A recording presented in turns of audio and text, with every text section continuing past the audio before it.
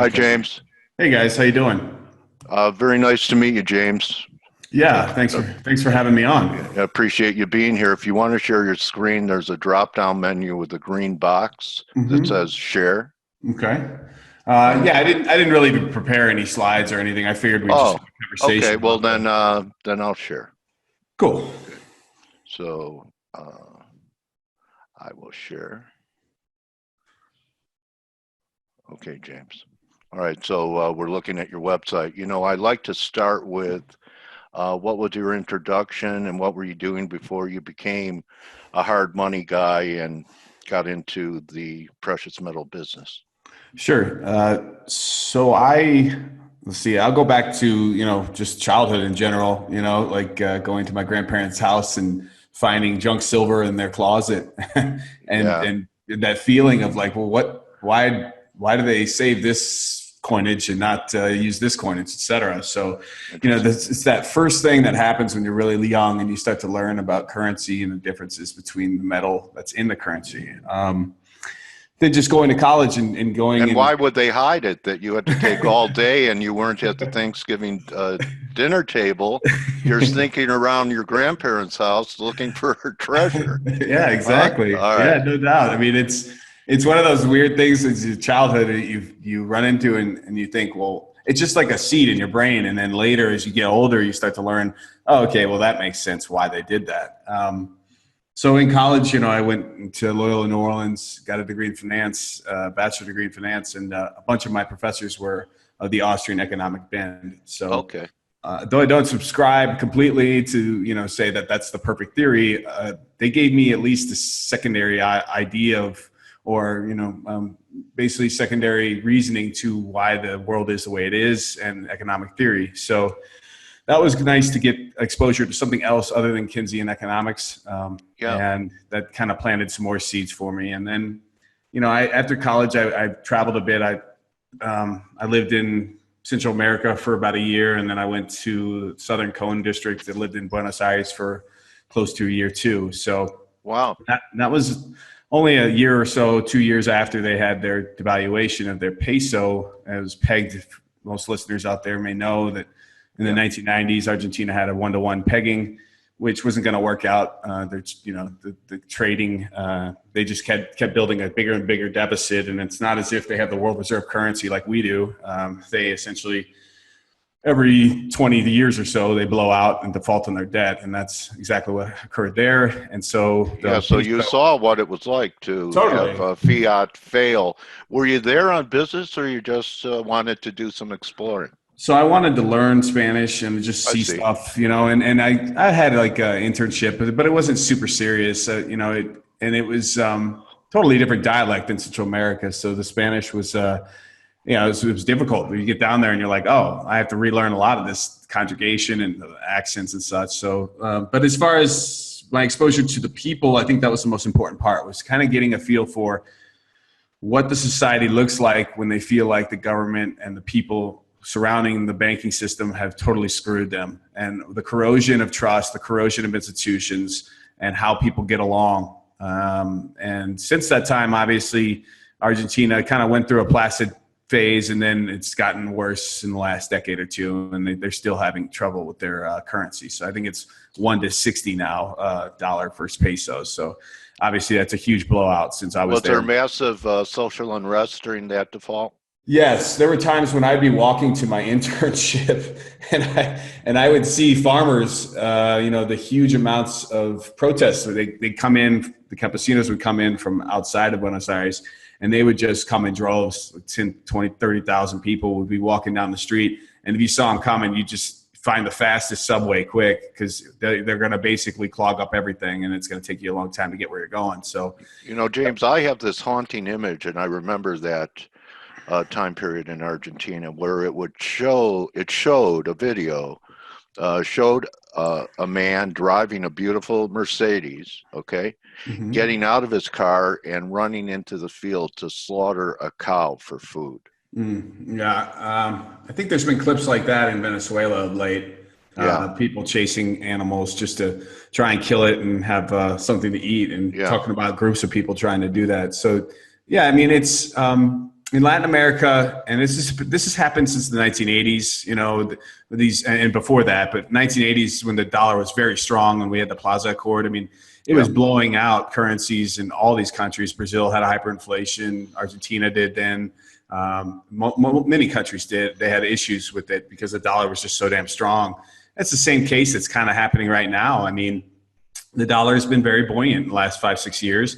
And it's amazing how far your dollar goes in these countries. And I still, you know, when I look at it and think about it, it still recoils in mind. And it always has ever since I've traveled outside the United States. It's just, we are very lucky and fortunate to have currency that is tradable around the world that has so much plumbing underneath it and so much credibility compared to some of the currencies that don't have that. Do you think that's changing? I would say, you know, I've been aware of the precious metal business for a long time, and I've always believed in it. I remember buying physical at $200, $300, $400 in that range, and people are calling it an archaic relic. It's only good for a paperweight back around 1999, 2000. But, you know, I look at both sides of the market. A lot of people in the business have this mantra: don't wait to buy gold and wait. Is there ever a time that it's not a good time to buy gold? Like certainly. Perhaps in here?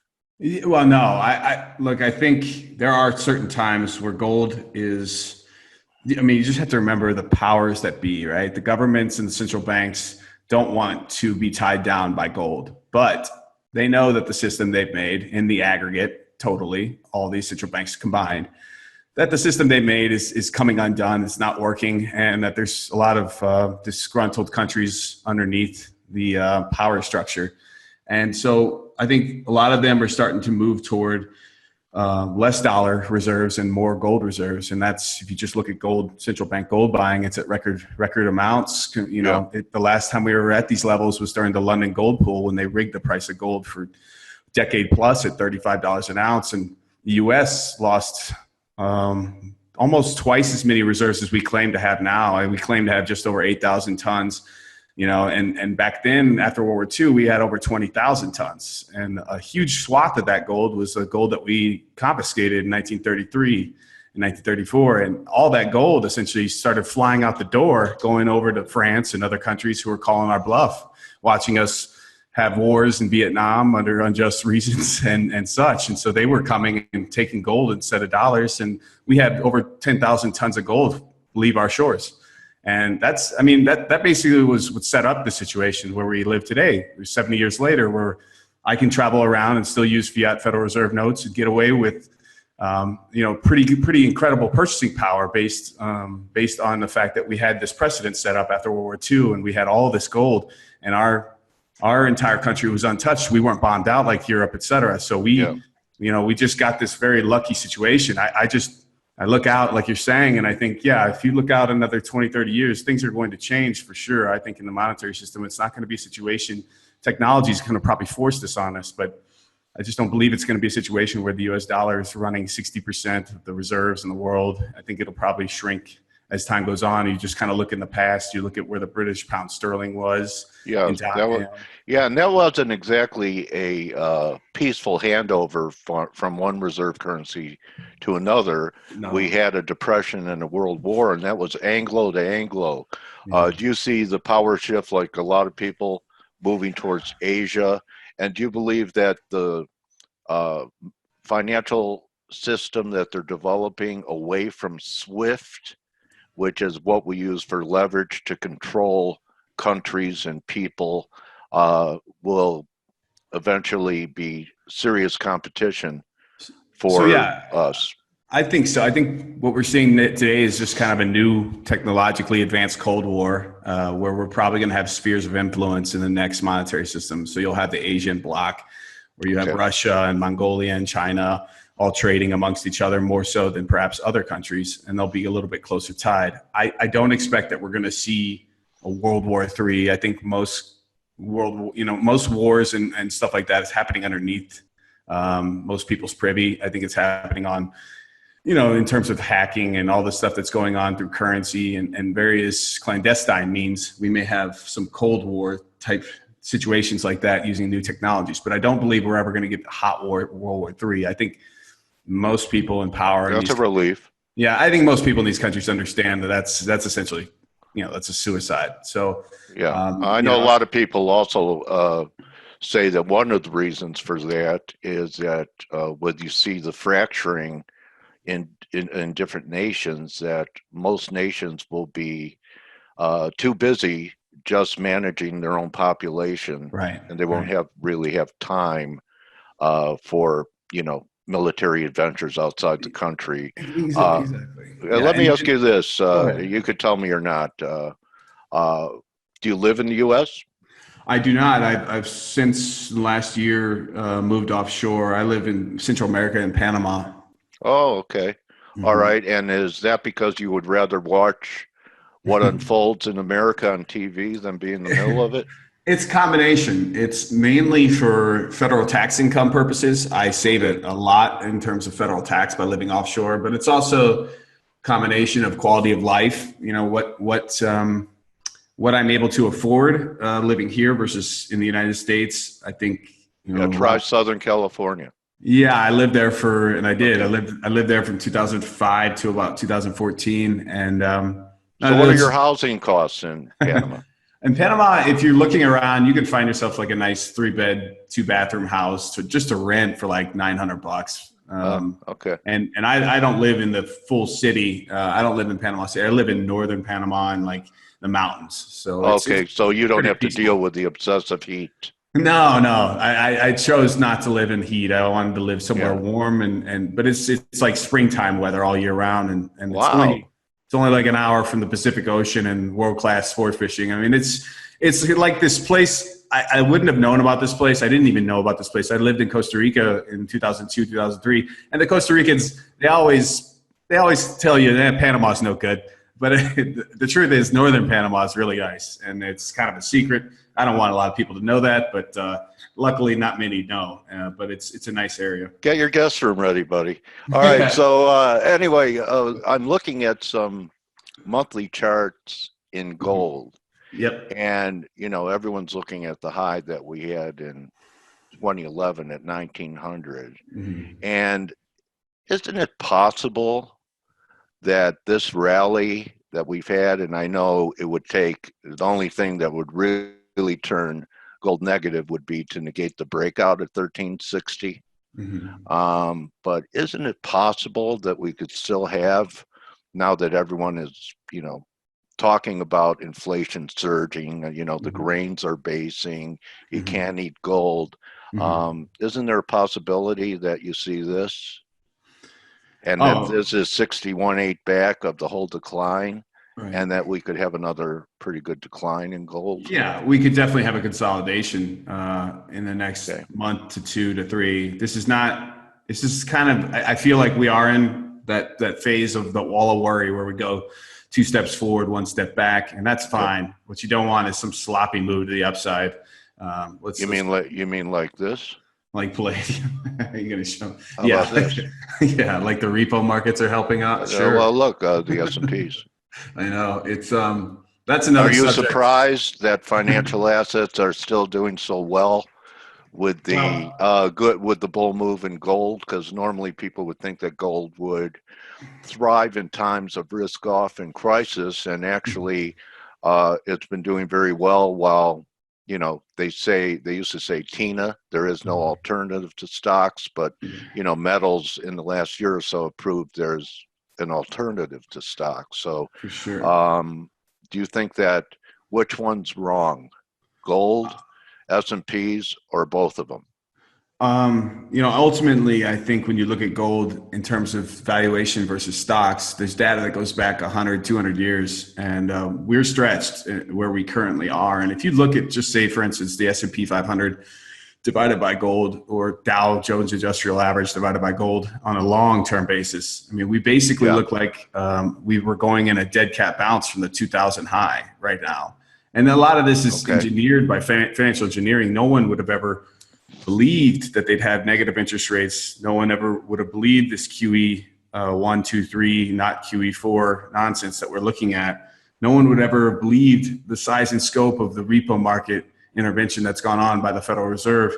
We still don't know exactly why that's occurring. It's probably JP Morgan stepped away. And why did they step away? It's interesting. The timing of it was very interesting and still kind of conspicuous, is the sense that September 16th, JP Morgan's precious metals desk got charged with RICO, which is essentially RICO Act, which is essentially racketeering. It's something that was used against the mafia in the 1970s. Yeah. The U.S. Department I of remember Justice, when they arrested me for RICO. the U.S. Department of Justice went after them on September 16th, and then the next day. You know what they did, James? They repossessed my Ford Pinto. Yeah. They took it away from me, man. And they got $300 for it. Anyway, so here I'm looking at JP Morgan. So you're saying this happened on September 13th? September 16th was when the RICO U.S. Department of Justice lawsuit hit them, and it was basically it's basically alleging that, hey, you guys have been spoofing and front running your clients in precious metals for around 10 years, and we're going to criminally charge the head of your precious metals desk and about 6 of their subordinates, and that's still going on. So this was a great RICO break to buy. Yeah, this was a charge, and it had a little pullback, and look what it's done since it was charged. Yeah. So it's actually a bullish event to be a federal criminal. Yeah. You might have to go to jail, but you're going to see appreciation of your company. Yes, exactly. Could Rod Serling have written a script like this? Well, no one would have believed it. That's always the hard part about the reality, is that it's always more complex and interesting than any fiction any human being could ever surmise. So it's very, very detailed, and it's something that it would be very hard to just make up out of thin air. Okay, so do you have any zones in the gold that so if we had a pullback that you would, and I do want to talk a little bit about your philosophy of holding physical. Sure. And I'm curious, you're in Panama. Mm-hmm. I know a lot of people around the world can just go out and, take a coffee can and fill it up and bury it. So they have access to it. I know you represent, I'm going to help you guys with a little commercial here. San Diego is SD stands for what? Not San Diego. No, it stands for the two founding members of the company. They were both pharmacists, but it's not as interesting to call the company by, SD stands for, originally it was a blog called Silver Doctors. It wasn't going to be called. I've seen the handle on Twitter. Okay. Right. So Silver Pharmacist wasn't going to work. And then a year later, they had so much following, they felt like, we should try our hand in having a bullion dealership. And that's essentially what this is the bullion dealership portion of their companies. Okay. So how do you advise your clients as far as when they purchase physical? Do you recommend that they have a storage facility outside of the U.S. or take possession of it and put it into a bank lockbox? Sure. Go ahead. So first and foremost, just understanding the mathematics of the situation. And if you look back the last 50 years, the data regarding living under a full fiat monetary system, obviously in 68, the London gold pool failed. And from 68 to 1980, gold went from 35 to 850. And, 1971, the US dollar went off of gold. So essentially we have about 50 years of data, living under this full fiat monetary system. And when you do there are studies that have been done. Jeffrey Christian of CPM Group he has a wonderful study where he had 500 different portfolios that he measured S&P 500 versus various mixes of the 4 major precious metals and U.S. bonds and treasuries, et cetera. So he had those 3 to work with, and he was trying to find the best risk reward ratio based on the last 50 years or so of data. And what he came up with was surprising. It was essentially 25% gold was the best risk reward you could have had in the last 50 years. And there was other mixes of gold, silver, platinum, et cetera. But the one that worked the best the last 50 years was just flat out gold, 25%. And that's a risk reward, meaning that it was the smoothest and the best performing over that entire duration. There are times, obviously, when having one or the other metal is better, but gold the last 50 years has been the anchor. And I would suggest anyone who, when they look at the precious metals complex, if you're going to buy bullion, this is basically going to be the bedrock of your portfolio. And having a 10% allocation, I think probably should have a little bit more than 10%. I think given the valuations of paper currencies, given the evaluation of stocks, especially in the U.S.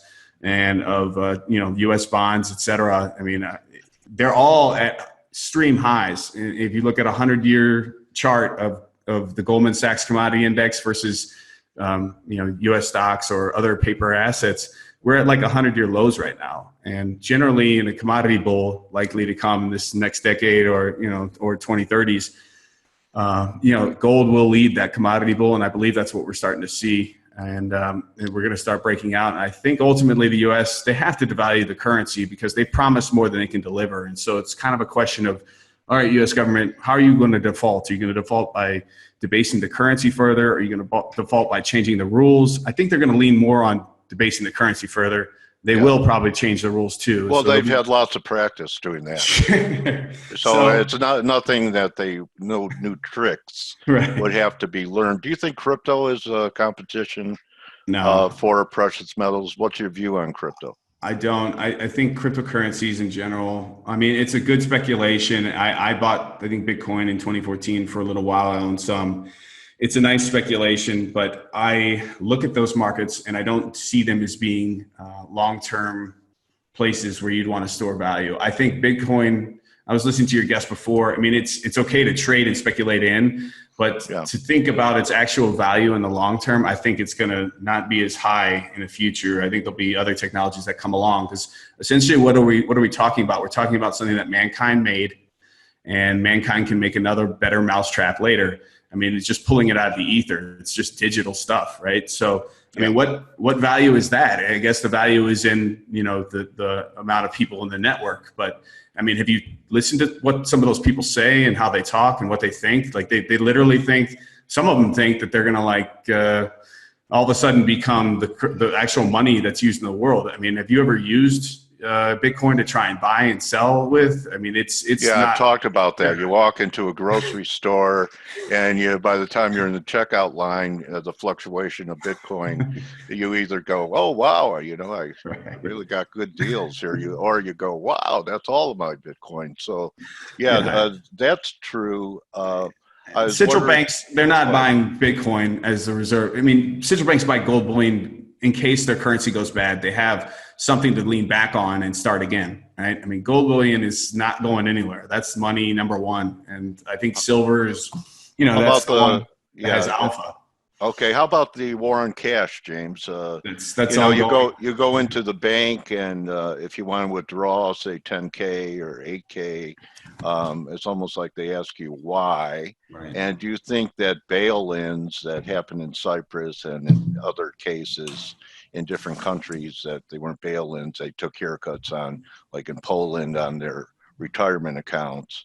Do you think that they are a possibility if there's anything systemic, because the taxpayer would not have the appetite for another bailout of banks like they did in 08? Yeah, the bail-in laws have been there since the end of 2014. If you just simply Google bail-in SD bullion, you'll find an article I've written on that. It's basically it's supranational it's supranational laws. I mean, it's got the G20 signed up. So any country in the G20, which includes the United States and 19 other major economies, including EU, China, et cetera. And it's run, the law was pushed on by the Bank of International Settlements it's basically a regulatory body called the Financial Stability Board. And the F.A.C.E.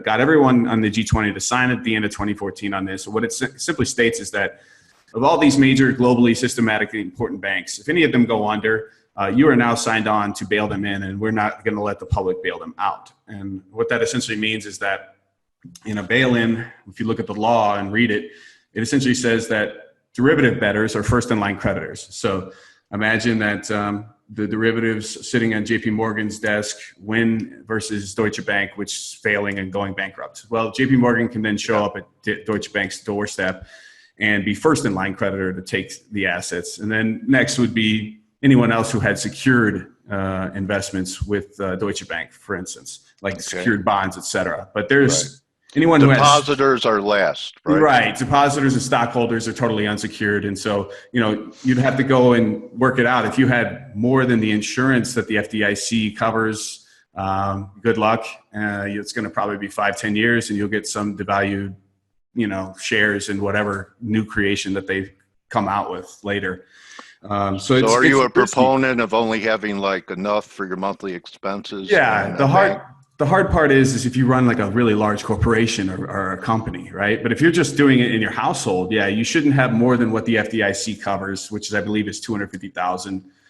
If you have a family, for instance, you could put it in your child's name and your wife's name too, and so that could help you spread it out a little more. But there are tactics to use to make sure that you can. Make sure that your cash is FDIC insured if it's sitting in banks, but you probably How have about to 90-day T-bills? That was yeah, always considered yeah, the safest paper. And if yeah, they ever do, and uh, you have no principal risk. If rates go yeah. up, you just keep rolling it. I agree. That's more complex than most people would do. But if Yeah, you are financially savvy, you could totally go to the Treasury's website and buy them. right. And just keep rolling them over. You'll probably make more interest than you would at any bank, and then Yeah. it'd be safer than any of those banks. So I agree. I think that's obviously if you're more sophisticated, that's something you should consider. What a great interview. I'm very happy that we had a chance to talk in the current environment. Let me just check and see if there's any. So then what does a guy do with money in a trading account? Well, I mean, I wouldn't trade on the short-term basis anything I'm not willing to lose completely. So bullion to me is something I'm not willing to lose completely. And that's why a good portion of your net worth should be in something that you're not going to lose because it's physically something you own outright that you know in the future human beings are still going to value. And so Okay. that's the reason why I go bullion first. But if you're trading, and look, a lot of people who are bullish on precious metals, they have a core bullion position. Yeah, and then they trade around that position, and I think that's totally fine. If you're working, obviously you got to have the right counterparties. You want to make sure you're not MF Global trading. You want to make sure that your counterparty is sound.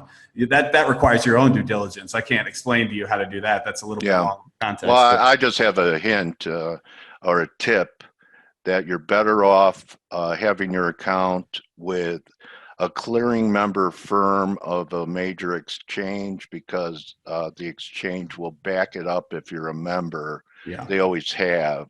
If you're just, say for example, a non-guaranteed IB, and that's a different story, but try and find a clearing firm of a major exchange. I think that's your best shot and hold your money in cash. You could use T-bills to trade. So that's my tip. And James, I'm so glad I found you on Twitter. And guys, here's a great intelligence gathering source for the world that we may be facing here. I know that many of our team are the long-term bulls on gold. I know Greg is looking for some type of correction here, but James is a great source of information and he could help you. So thanks for being with me. Like it or not, James, you're my trading warrior brother, which means I have at least a 2-week stay in North Panama with you. That sounds good, Dale. Thanks for having me on, man. All right. Good hunting, everyone. That's James Henry Anderson, and you could follow him at we have his handle is James Henry and that's a wrap. We'll see everyone tomorrow. Don't just count your pips or coins or silver bars, count your blessings, and we'll see everyone tomorrow to wrap up the week with Boris Schlossberg. So adios, everyone. Good hunting, and thanks again, James. Thank you, Dale.